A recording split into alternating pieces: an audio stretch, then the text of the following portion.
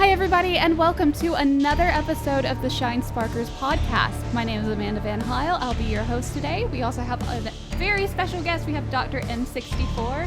And who else do we have joining us on the podcast today?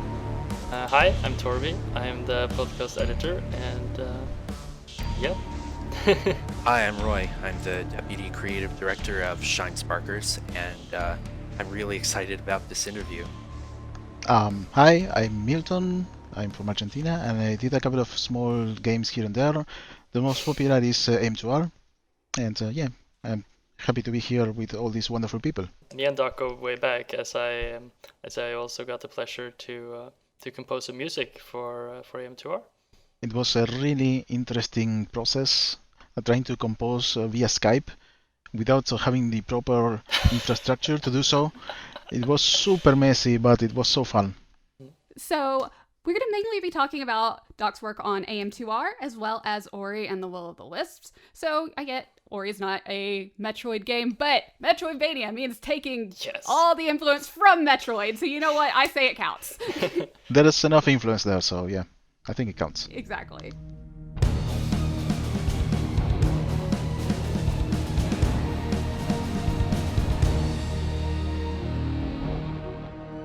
So we're going to be doing an interview going over your work with AM2R and Ori of the Will of the Wisps. I can't wait to hear all of your experiences there. And it's going to be just a multiple person interview. We're all going to be asking questions because there's a lot we'd all like to know. Yeah.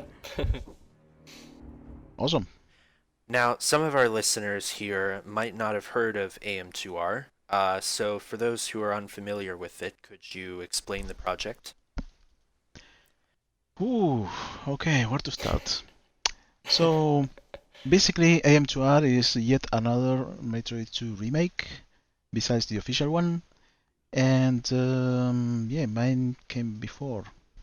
That's pretty much it.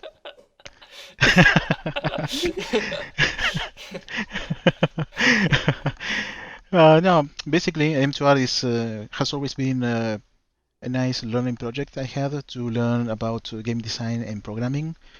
I picked up Game Maker while I was having some free time in my recording studio back in the day. And eventually, through the many months and years that the project took to complete, I stumbled upon many awesome people that both contributed to the project and were part of the Metroid community that were always very supportive. And that's pretty much how I met Torby.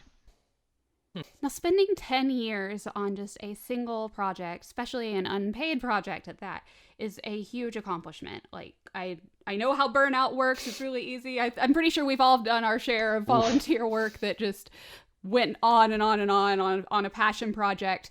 And that would be what would have kept us going. So what is it that kept you going with Metroid 2 or your version of the remake of it? Well, primarily the community. It's always awesome to get some recognition, some validation on the stuff that you do, especially if you're actually learning in the process and seeing that the work and the hours that you dump into a particular thing do pay off and it's appreciated by a certain audience. That's always awesome. And from the moment that the game became popular until release, people have always been there with their support, their suggestions, their critiques, and that's super important to me. I always set myself a couple of specific deadlines for each demo.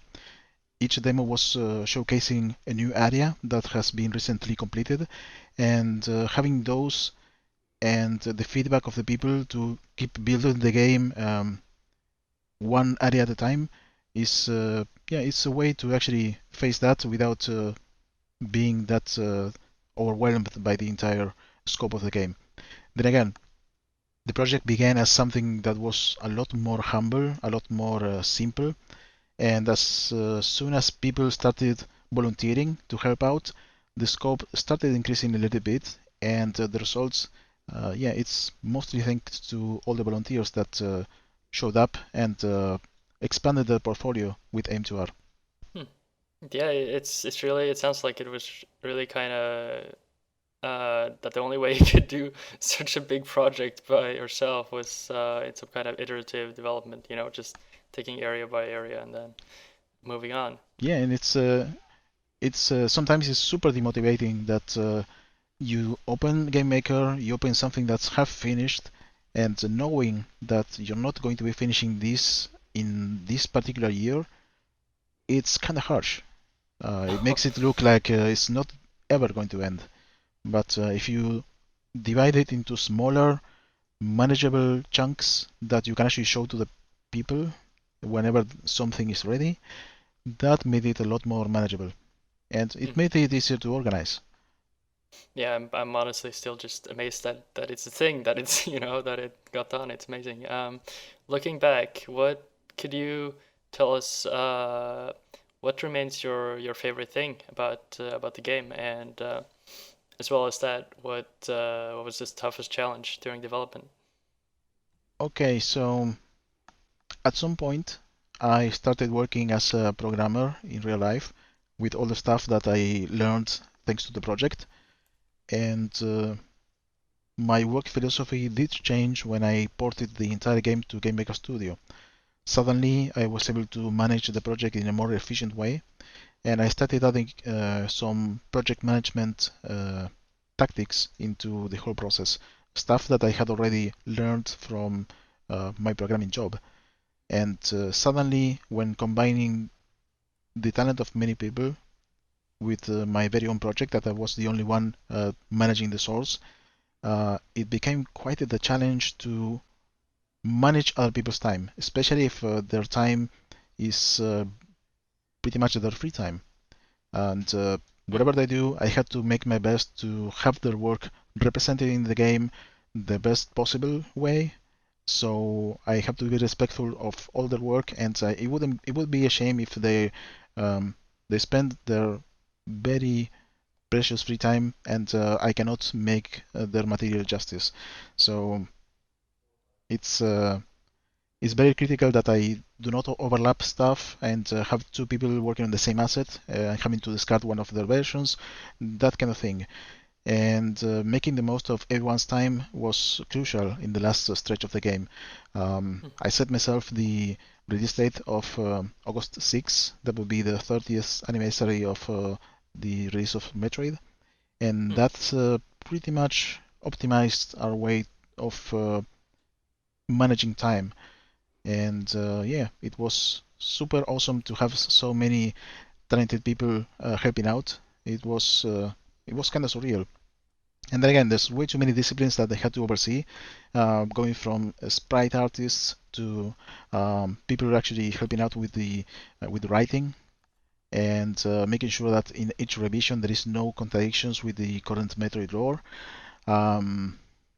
People that helped out beta testing, making sure that every revision, every time there is some fix, I was able to actually properly document what's fixed. So yeah, getting into the mindset of actually managing a project instead of being the sole developer, that was quite a challenge. But then again, in the process, I did learn a lot, and a lot of that philosophies helped me out a lot in my current work. And what remains your favorite thing about the game itself? Making the bosses. I did learn quite a lot on them, and the Metroid Queen was super fun to make. There's stuff that I would have liked to polish a little bit, especially on the end, but making that particular creature with all the small technology thingies that are going on there, with all the puppetry that has to be done to make it look like a real creature, that was super fun. And it was really nice to actually have that pretty late in the game. I was able to apply a lot of my knowledge that I have accumulated through the years to actually make that very optimized and performant. So yeah, it was super fun to design and implement. So Doc, I wanted to ask about your initial reaction to Samus Returns when it was announced. Samus Returns obviously is another official Metroid 2 remake, and it came out less than a year after your version came out. So I was curious about your initial reaction to the announcement and how you were feeling. Well, it certainly was something I was not expecting. My first, I do remember that I was very amazed by the mini cutscenes that happened during Metroid fights, and that kind of flexibility and that epicness that can be achieved with a 3D engine is something that I never envisioned in any Metroid 2 scene that I tried to recreate. So having to see that kind of take with that kind of technology was really interesting. I mean, I actually looked at the screen and said, wow, so this is what a Metroid fight looks with a budget. This is actually interesting. So, yeah, it felt a little bit weird that they chose the 3DS as the platform. But then again, I eventually got myself a 3DS and gave the game a go, and it's actually pretty good. I think I remember you had sort of recapped your playthrough on your blog. Yeah, I mean, You were saying it was that a very precarious kind of let's play because I didn't have any way to capture the footage, and if I did, I'm not that experienced on actually playing and talking at the same time. So I had a notepad open, and every time I had some interesting moment, I just paused the game, wrote down a couple of notes, and then continue playing. And yeah, those were pretty much my reactions one at a time as I went through the game.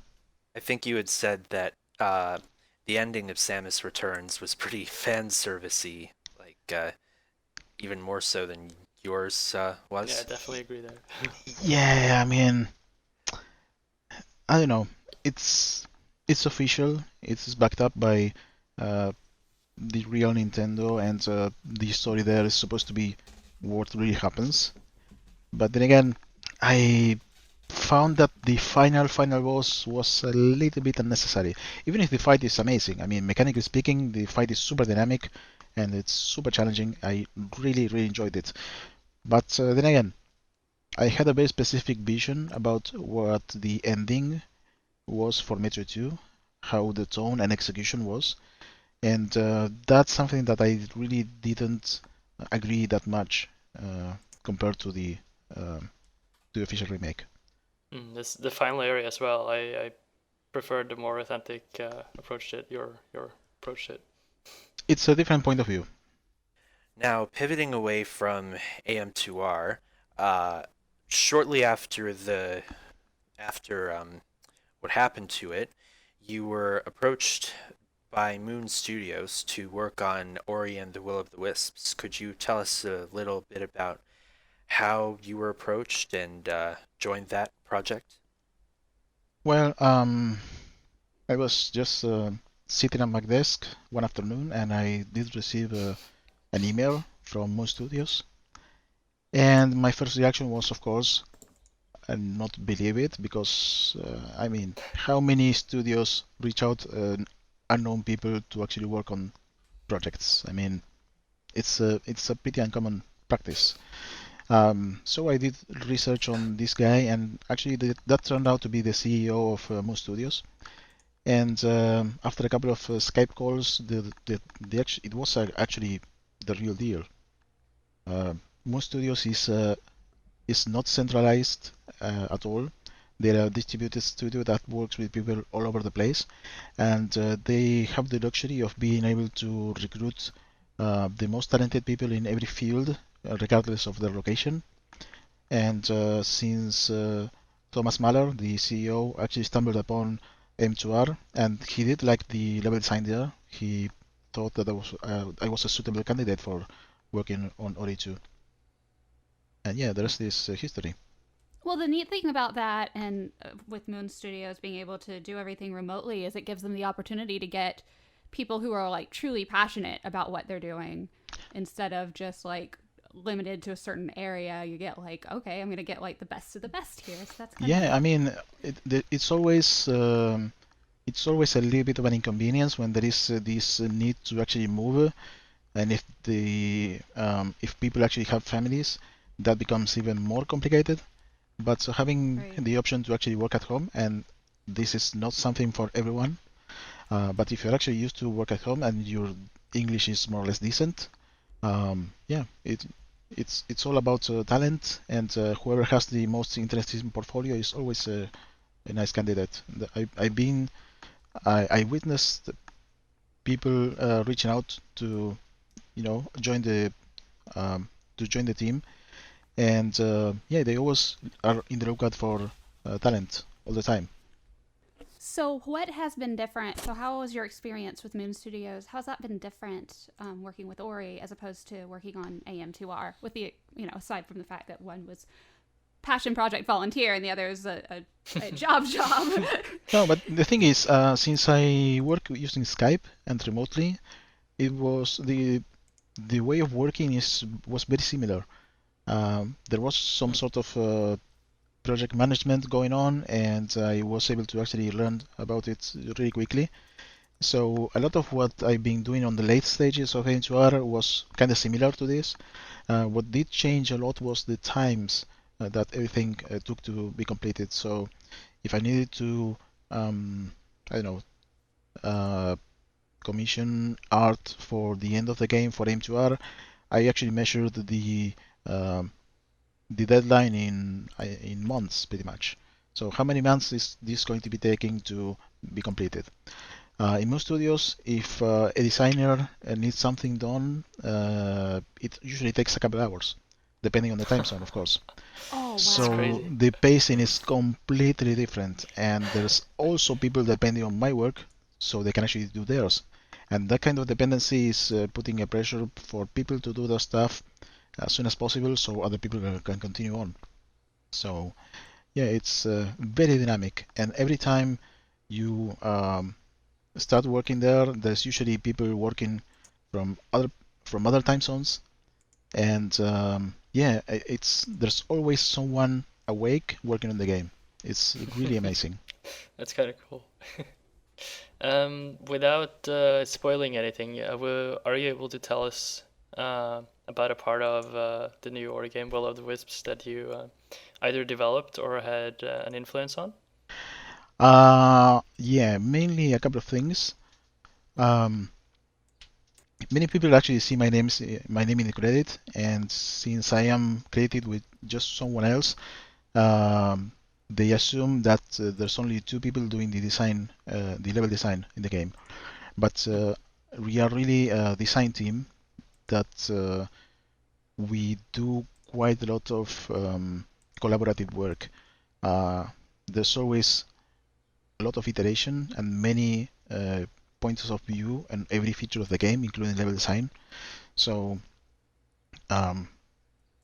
when an area is designed, there's the entire team is actually working on that, and we separate our tasks to actually make this a lot more manageable. But the thing that I consistently made the very first version of, that's now in the game, are mostly the escape sequences. So yeah, and that was quite the challenge, because that was a very dividing point in Ori 1. Many people did like them a lot, but quite a lot of people didn't like them much. And trying to identify the problems that those escapes had, and trying to make new escapes that have a proper difficulty curve, it was quite a process. Yeah, we'll get back to this when we talk about the Ori games, but yeah, they they can be they were definitely the most challenging part of the first one, I think. So yeah, there was quite a lot of trial and error and things that you wouldn't be able to predict without knowing the layout already. So we tried to improve a lot on readability and showing the obstacles before the player can actually tackle, so they have time to react. That was one of the main focuses, and also a nice, more smooth difficulty curve. The first escape comes at the middle of Act 1, and the subsequent escapes are going to be ramping up in difficulty. So as long as you have the abilities that you've learned so far more or less practiced, and by that time you shouldn't have that much of an issue completing that. And once we actually started looking at people's Let's Plays on YouTube, we are actually kind of confident that yeah, we did manage to have a nice difficulty curve on that. So there's not that many people frustrated with the early escapes, at least. oh, that's great.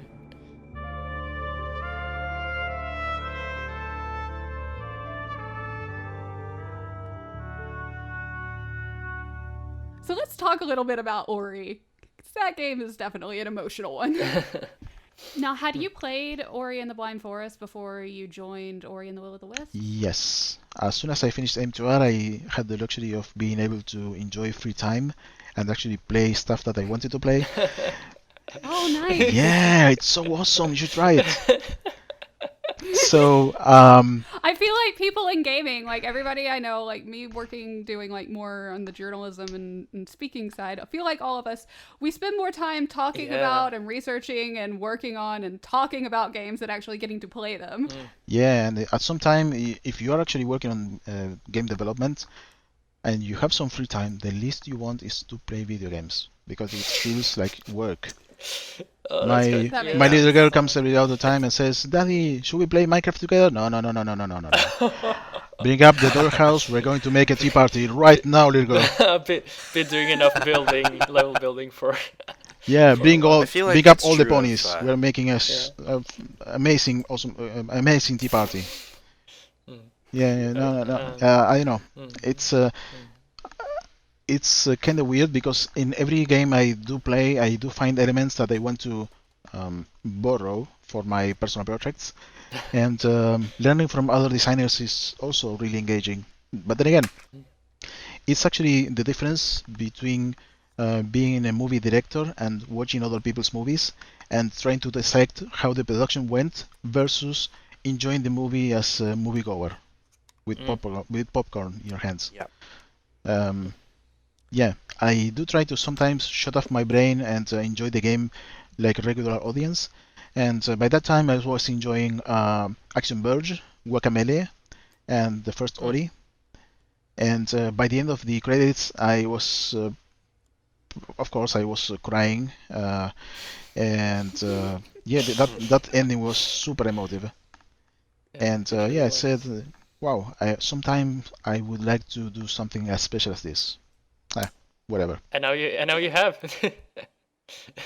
I like how you mentioned how emotional the ending was because, okay, so my Ori and the Blind Forest story is I have the game. I had not played it until I went to PAX West last year. I had gone to like a behind closed doors Nintendo VIP event. I was helping one of my friends get some footage for his channel. And so I was playing through Ori, and within the first 15, the stuff that happens in the first 15 minutes is very sad. I'm standing there crying, trying not to make it how obvious that I'm crying. Bill Trinan is in the same room as me, and I'm like, I cannot make a scene right now because there are major people in here. And I just like, I'm feeling my nose start running, my eyes are watering, and I'm just like trying to keep it together the whole time. And then like, I just told the rep, I was like, I didn't know this was going to be a sad game. I really hope the like, makeup this is wasn't worse than like Lion King level. I really hope the makeup wasn't that heavy that day. Nah, it was just natural that day. I was good. I get the good waterproof. I know how to make it work. Personally, I didn't play it before a couple of weeks ago. Actually, I had it on Steam for a long time because I'd been meaning to play it. I play a lot of Metroidvania, so Ori was obviously up there on the list. But then it came out on Switch, so I ended up waiting and I kind of decided that I would play it before Will of the Wisps came out. And now that it was finally coming out, I bought it on Switch and finished it a couple of weeks. Yeah, it was it was about as good as I expected. It's another excellent Metroidvania, and what really blew me away when I was playing was just the visuals and the music. It's on a completely it's on another level compared to most of the Metroidvanias that I've experienced. It's so beautiful, you know. You just pause when you're playing. You just pause during the game and have to look at it. How beautiful it looks and how it sounds. We were talking about the escape sequences before, and the music during those sequences is it's completely out of this world. It's it's amazing. So that game definitely wraps you in. Like you are completely just in it when you are playing it. Like it transports you to another world also. It definitely does. So I was pretty much blown away, and I'm really looking forward to playing the second one as well. I have unfortunately only had a bit of playtime with Ori. I played about 30 minutes of it. I think it would have been halfway through the game. A friend had it, and he was up to that point on his file, and he said, "Give it a try." So I did, and I was struck by just how the level design, it was beautiful. So I've been playing, tons of other things, but both of the Ori games are on my list. I'm going to get to them this year. I am going to play them, and I'm sure I'll probably ugly cry at the first 15 minutes too. So what is everyone's favorite things about the games? Like the visuals or gameplay, music? What exactly is it that you all like about it? Well, for my part, as I already said, it's definitely. I mean, the level design is really, really good, and it has the right amount of challenge for me. But it's definitely the visuals and the music that just, yeah, elevated the experience most for me.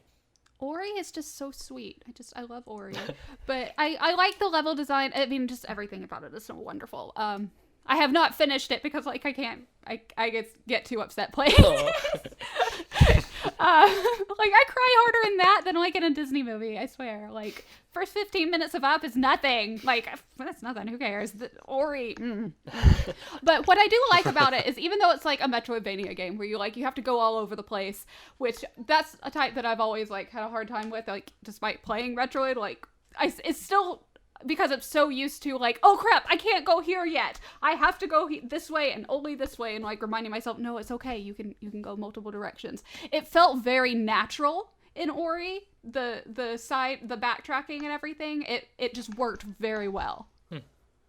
Yeah, one thing that Ori 1 has is that it's very streamlined.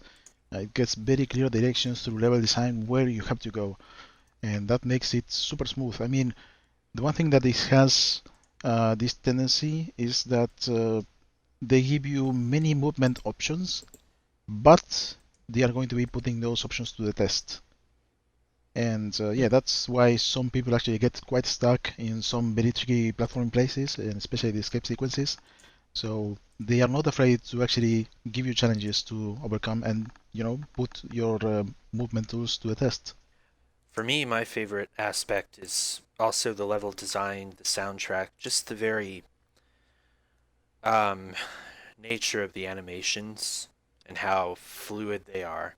I would love to see a Metroid game like that. If they could do something like that with Samus Returns style gameplay on Switch, so it's even more powerful, that would just blow my mind. All right, so what gameplay elements introduced in Ori would you like to see in a future Metroid game?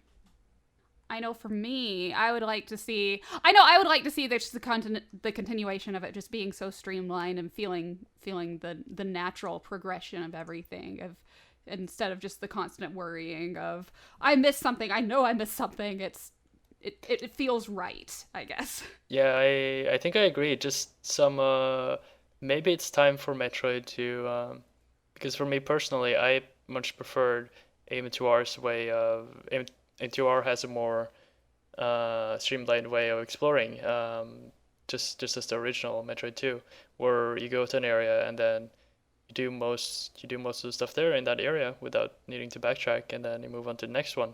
Whereas Samus Returns has these elevators and this zigzagging between areas a lot, to the point where it got too chaotic for me.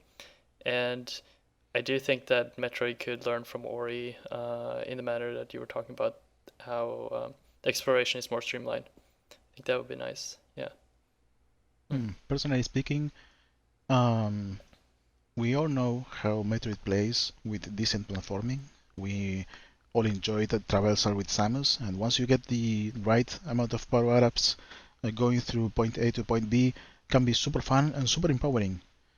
we all experience that. Okay. One thing that I think Metroid could use, and it could be really interesting to see, is NPCs and world building of a place that I care about. Okay, because so far Samus has been on the situation of the lone bounty hunter in a very hostile place without any friendlies to give her advice or help, and that for the player is a little bit. It might be a little bit harsh to assimilate at first, but conquering that kind of challenge is super rewarding.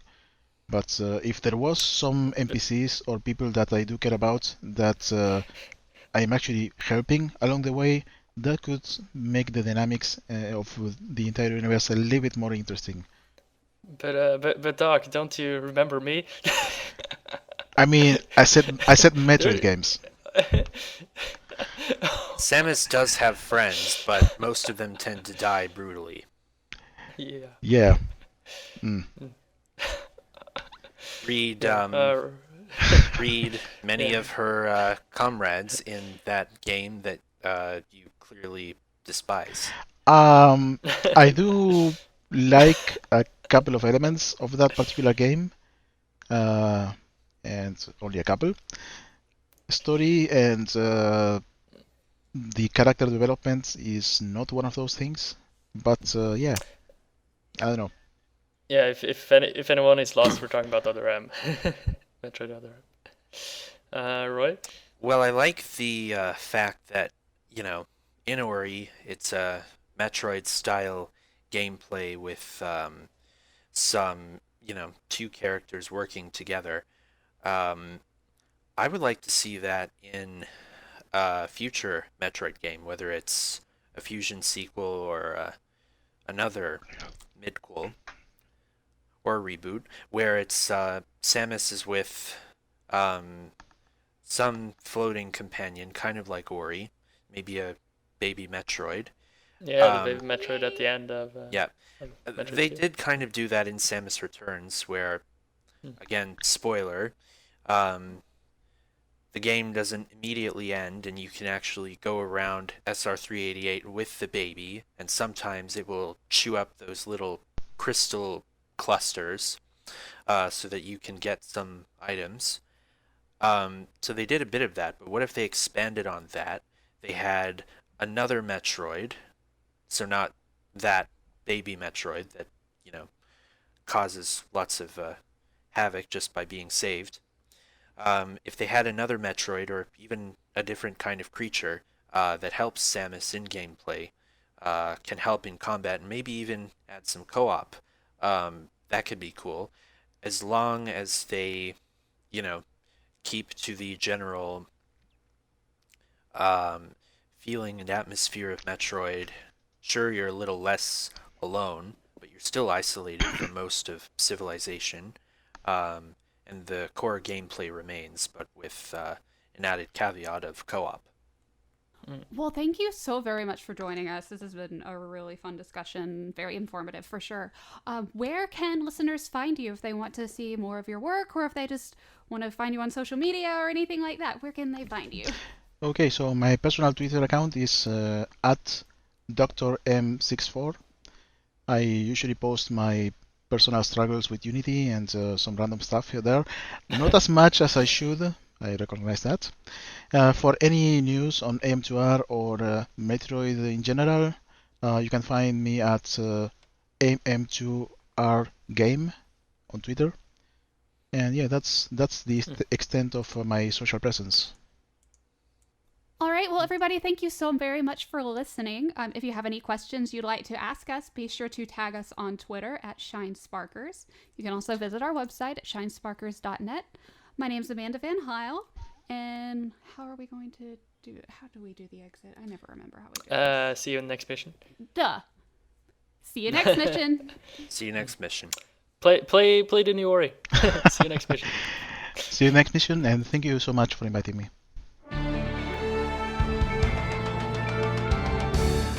All right, we're going to go 3, 2, 1, clap.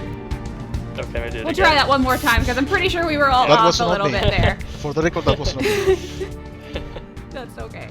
Alrighty. So, Yeah, my internet is kind of crappy, and everybody's watching Netflix at the same time nowadays. So yeah, Discord is a little bit unreliable.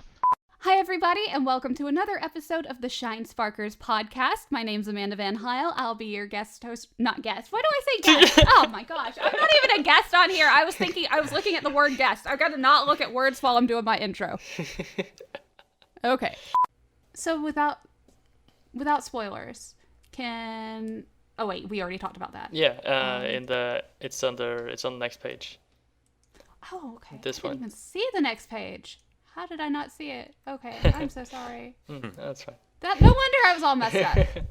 I mean, it makes absolutely perfect sense. If you're going to be going through pretty much a genocide mission to an unknown planet to tackle on very dangerous organisms, of course you're going to be going naked with a pocket knife. That makes absolute Right. sense. I mean, that's how I travel all the time. Of course. Right. Right. Oh man. You know, I literally grew up with this development because I was testing this in high school. In class, you know? I remember that. It was, So that's great. you're pretty much saying that I sabotage some of your grades? Hi, I'm Torby. I'm the podcast editor, and yep. Hi, I'm Milton. I'm making the introduction again just to mess around with Torby. Sure. You'll have to edit this. What? Just messing around with your editing skills. I mean, Oh yeah. this is sorry. going to be a mess to edit. So yeah. Oh, that's all right. Hi, I'm Roy. I'm the Deputy Creative Director of Shinesparkers, and I'm really excited about this interview. Pleased to meet you again. Yes. This is going in the bloopers, isn't it? Yep. Oh Yes. do we have a blooper reel here? Yeah. Yep, we have a blooper reel. Ah, now I'm nervous. In each one, we always remind Amanda of her concussion that she sustained. Yes. The first one, I was like right after I had a concussion. Ooh. And I'm going, you know what? I hit my head. I don't know. I hit my head. Anytime I messed up. So now, just anytime I mess up on something, I go, you know what? I had a concussion a few months ago.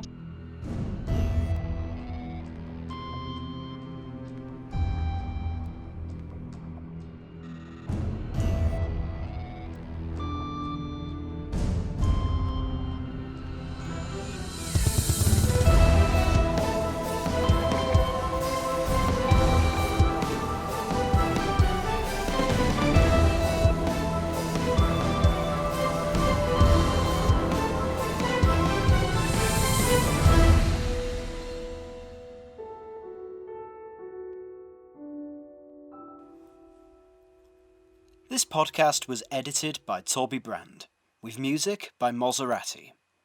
If you enjoyed what you heard, please consider following our social media pages on Twitter, Facebook, and Instagram. For the latest Metroid news, community features, and exclusive content, check out the website at shinesparkers.net. See you next mission.